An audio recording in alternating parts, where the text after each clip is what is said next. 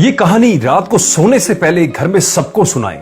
सेवाराम और मोतीलाल दो घनिष्ठ मित्र थे।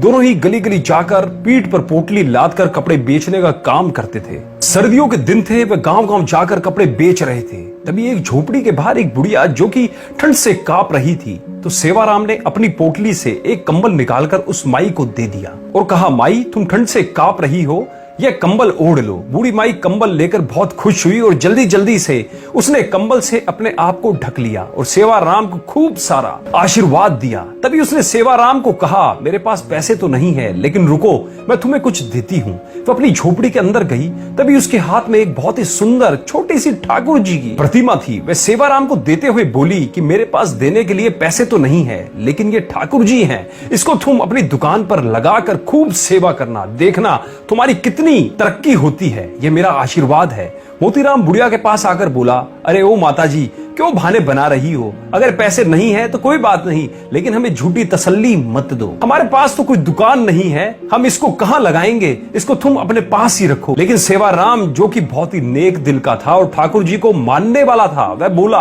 नहीं नहीं माताजी, अगर आप इतने प्यार से कह रही हो तो ये आप मुझे दे दो, पैसे की आप चिंता मत करो। सेवाराम ने जल्दी से अपने गले में पड़ी हुई परने में ठाकुर जी को लपेट लिया और उनको लेकर चल पड़ा। बुढ़िया दूर दूर तक उनको आशीर्वाद दे रही थी। हरि तुम्हारा ध्यान रखेंगे ठाकुर जी, तुम्हारा ध्यान रखेंगे। वह तब तक आशीर्वाद देती रही जब तक कि वह दोनों उनकी आंखों से ओलझन ना हो गए। ठाकुर जी का ऐसा ही चमत्कार हुआ। अब धीरे धीरे दोनों की कमाई ज्यादा होने लगी। अब उन्होंने एक साइकिल खरीद ली। अब साइकिल पर ठाकुर जी को आगे टोकरी में रखकर और पीछे पोटली रखकर गांव गांव कपड़े बेचने लगे। अब फिर उनको और ज्यादा कमाई होने लगी और उन्होंने एक दुकान किराए पर ले ली और वहां पर ठाकुर जी को बहुत ही सुंदर आसन पर विराजमान करके दुकान का मुहूर्त किया। धीरे धीरे दुकान इतनी चल पड़ी कि अब सेवाराम और मोतीलाल के पास शहर में बहुत ही बड़ी बड़ी कपड़े की दुकानें और कपड़े की मिलें हो गई। एक दिन मोतीलाल सेवाराम को कहता है कि देखो, आज हमारे पास सब कुछ है, यह हम दोनों की मेहनत का नतीजा है। लेकिन सेवाराम बोला, नहीं नहीं, हम दोनों की मेहनत के साथ साथ यह हमारे ठाकुर जी, हमारे हरि की कृपा है। मोतीलाल बात को अनसुनी करके वापस अपने काम में लग गया। एक दिन सेवाराम की सेहत थोड़ी ढीली थी, इसलिए वह दुकान पर थोड़ी देर से आया। मोतीलाल बोला, अरे दोस्त, आज तुम देर से आए हो, तुम्हारे बिना तो मेरा एक पल का गुजारा नहीं, तुम मेरा साथ कभी नहीं छोड़ना। सेवाराम हंसकर बोला, अरे मोतीलाल, चिंता क्यों करते हो, मैं नहीं आऊंगा तो हमारे ठाकुर जी तो है ना। यह कहकर सेवाराम अपने काम में लग गया। पहले दोनों का घर दुकान के पास ही होता था, लेकिन अब दोनों ने अपना घर दुकान से काफी दूर ले लिया। अब दोनों ही महल नुमा घर में रहने लगे। दोनों ने अपने बच्चों को खूब पढ़ाया लिखाया। सेवाराम के दो लड़के थे, दोनों की शादी कर दी थी और मोतीलाल के एक लड़का और एक लड़की थी। मोतीलाल ने अभी एक लड़के की शादी की थी, अभी उसने अपनी लड़की की शादी करनी थी। सेहत ढीली होने के कारण सेवाराम अब दुकान पर थोड़े विलंब से आने लगा। तो एक दिन वह मोतीलाल से बोला, अब मेरी सेहत ठीक नहीं रहती, क्या मैं थोड़े विलंब से आ सकता हूं? मोतीलाल ने कहा, हाँ भैया, तुम विलंब से आ सकते हो, लेकिन आया जरूर करो, मेरा तुम्हारे बिना दिल नहीं लगता। फिर अचानक एक दिन सेवाराम 12 बजे के करीब दुकान पर आया, लेकिन आज उसके चेहरे पर अजीब सी चमक थी, चाल में एक अजीब सी मस्ती थी, चेहरे पर अजीब सी मुस्कान थी। वह आकर गद्दी पर बैठ गया।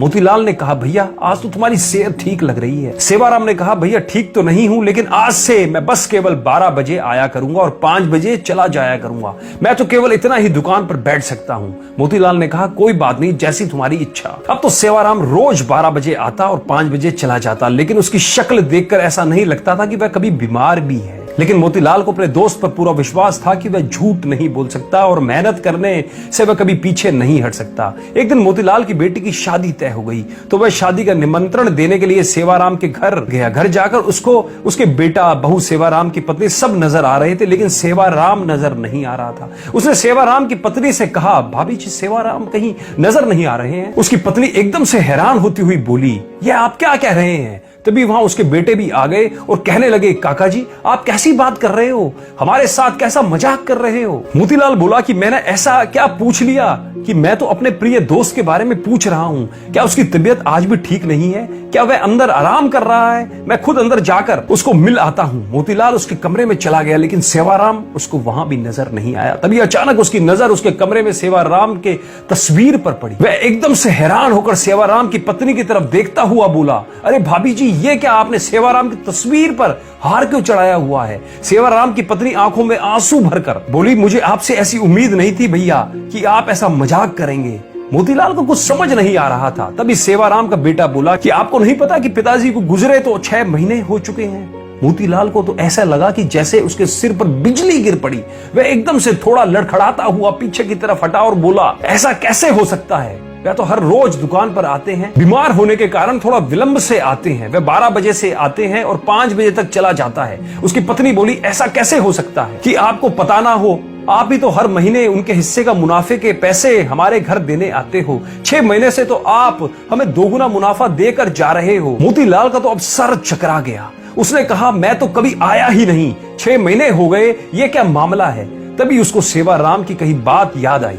मैं नहीं रहूंगा तो मेरे हरी है ना, मेरे ठाकुर जी है ना, वहां आएंगे। मोतीलाल को जब ये बातें याद आई तो वह जोर जोर से रोने लगा और कहने लगा, हे ठाकुर जी, हे हरि, आप अपने भक्तों के शब्दों का कितना मान रखते हो, जो कि अपने विश्राम के समय मंदिर के पट 12 बजे बंद होते हैं और 5 बजे खुलते हैं। और आप अपने भक्तों के शब्दों का मान रखने के लिए कि मेरे हरि आएंगे, मेरे ठाकुर जी आएंगे, तो आप अपने आराम के समय मेरी दुकान पर आकर अपने भक्तों का काम करते थे।